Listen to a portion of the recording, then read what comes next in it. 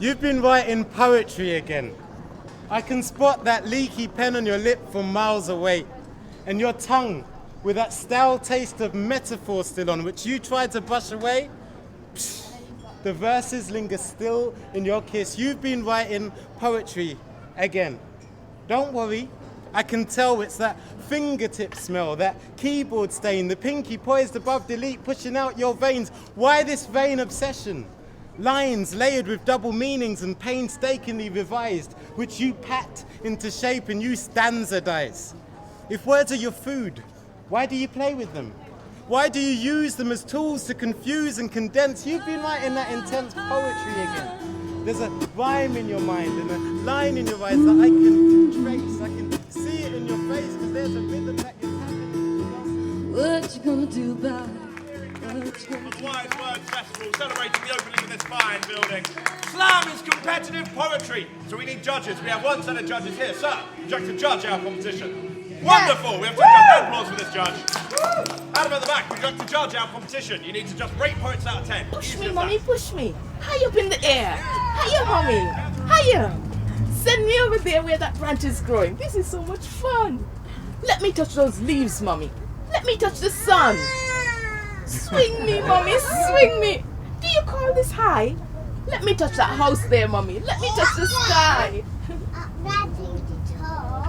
Stop me, Mommy, stop me. Get me off the swing. My ears are popping. Mommy, my head is starting to ring.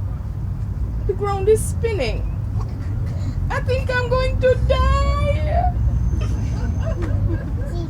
Really, Mommy, why did you push the swing so high? Can you sing? Yeah, so I'm recording a soundscape for Wise Words. And what are you doing here? I'm a living book, and the idea is that anybody can come and talk to me about my topic, and I've chosen all things Spanish because I lived in Spain, I've just been to Spain, and I love Spanish art. So when they asked me to choose a topic, I thought I'd choose Spain, and maybe I'd learn a bit about Spain from people who came to talk to me. So it's a two-way thing, I hope. I learn something. Anyone know a poem? Look, you have a pink rose. You can do a rose with a red poem if you know one. The rose with red and that's song. Do you have any ones in Dutch? In Dutch. Oh, that'd be good. Yeah. But you don't understand that. Yeah, go on, say it and then. Okay. And then... Hang on, I'll come a bit closer. Okay, I'll come closer. Yeah. Denkend aan Holland zie ik brede rivieren traag door oneindig laagland gaan. Rijen ondenkbaar, ijle populieren prachtig aan den einder staan. That's it. It's from Marsman. Lovely, thank you very much. You're welcome. Sounded wonderful. I had no idea what it was about. That makes it more exciting. It's a description of the landscape. Oh, fantastic. An apple never falls far from the tree, the doctor says.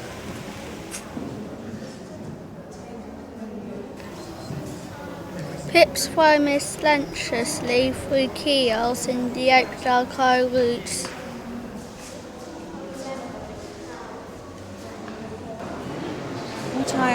What have I learned in my days under the sun?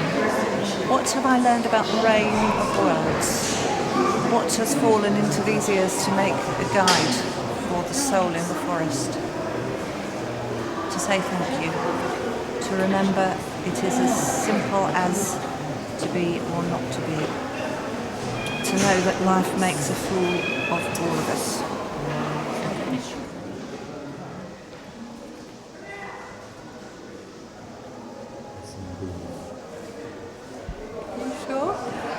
Says let's do and say we didn't. Let's make the most of time, and whatever will be, will be. Not all those who wander are lost.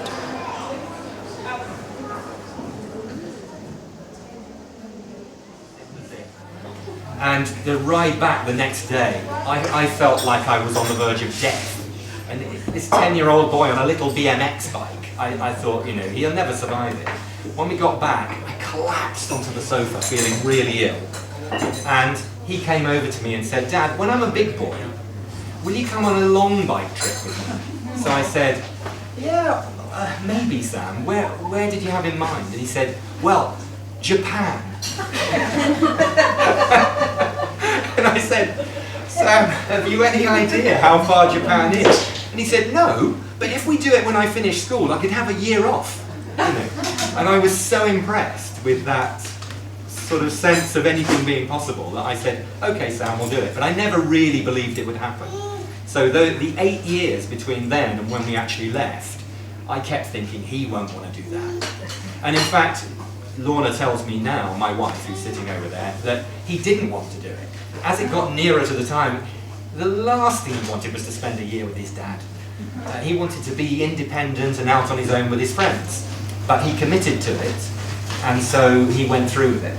But the whole way, he was gritting his teeth, and I don't think I even noticed how angry he was most of the way with me. So the other question a lot of people ask is, did it bring you closer together? He heard the call of the herd, and the herd heard him. Isn't that nice? I was watching TV with my friend, and this commercial came on, and I had the sentence, he heard the call of the herd, and the herd heard him. It's very beautiful.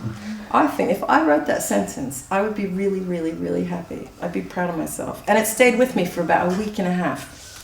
Anyway, but the poem doesn't go like that. The poem goes, it's called Upon a Line Taken from a Commercial. That is me giving credit to the copywriter, whoever they are. He heard the call of the herd, and the herd heard him. This is another year of no. Okay, all right. My name is Louise Bandak, and this is a sonnet about love. O beauteous boy, of wit so wild and rare, how you entice me more and more each day, and how I love thee, why, I cannot say. Perhaps it is your most beguiling air. Your intricacies fascinate me though, such love my heart is unaccustomed to, and it is not for anyone but you that admiration can to loving grow.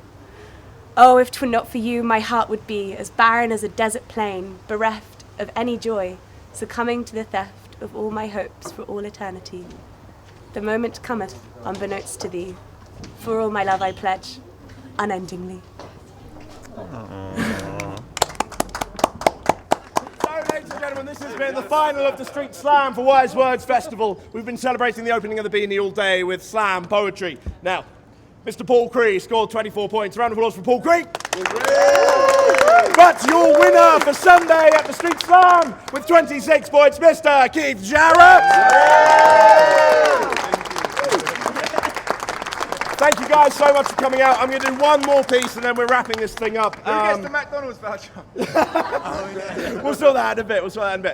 Okay, so we've been doing poetry all day. Now I have a bit of a problem with another art form that's quite close to poetry. So I'm going to do this piece. We'll see how it goes. Okay. Now, like a politician, I hope I don't flip-flop, but let me tell you why poetry's better than hip-hop. Now, I'm not saying that these guys don't have ability, but they seem to waste it all in displays of virility. Major preoccupations, guns, girls, and bling, firing rudimentary insults like stones from slings or arrows. And their fortunes are sometimes outrageous. And the worst thing about it is they're hardly courageous, because if you have the ability to create words so powerful, make the unforgiving minute feel like an hour full, then you've got to marry your words to the beat that you're keeping. Create a civil partnership and make them have meaning. Don't have a prenup. Poets don't have prenups, yeah, because if you like it, then you should have put a ring on it. But as it is, they don't even do a thing with it. Now, I don't want to get all high and mighty, but I'd make you fall for classics like I'm Aphrodite. So let me take you back to the Odes of Horace, because I speak better Latin than the Mayor of London, Boris Johnson. So don't tell me what's wrong, son. If you try and come at me, then I will leave you undone. I will cut you down from your buckles to your breeches, because I don't give a if I leave you all in stitches. One further point, poets don't call women bad names, because I don't feel the need to assert superiority. I'd rather challenge systems and avert inferiority. It's complex. With that said, actually, you know what, guys, this is it's a bit too simplistic, a bit too easy, really, so stop, wait. Here comes the reversal, a truth so acknowledged that it must be universal. If you pick out the worst parts, it's easy to insult and make hip-hop out like it's some sort of bad cult. To point out homophobia, violence and misogyny, it's making hip-hop out as a cultural homogeny. It's not, obviously. And if we're being honest, a lot of poetry is drivel. So give me decent hip-hop over that. Mos Def, and Faux Shizzle. Thank you. Ladies and gentlemen, thank you so much for coming out to our Street Slam. We have been doing this to celebrate the opening of the Beanie. This has been Wise Words Festival. Round of applause for all the poets we've been seeing today. So you've been watching Keith Jarrett, Emma Jones, Peter Hayhoe.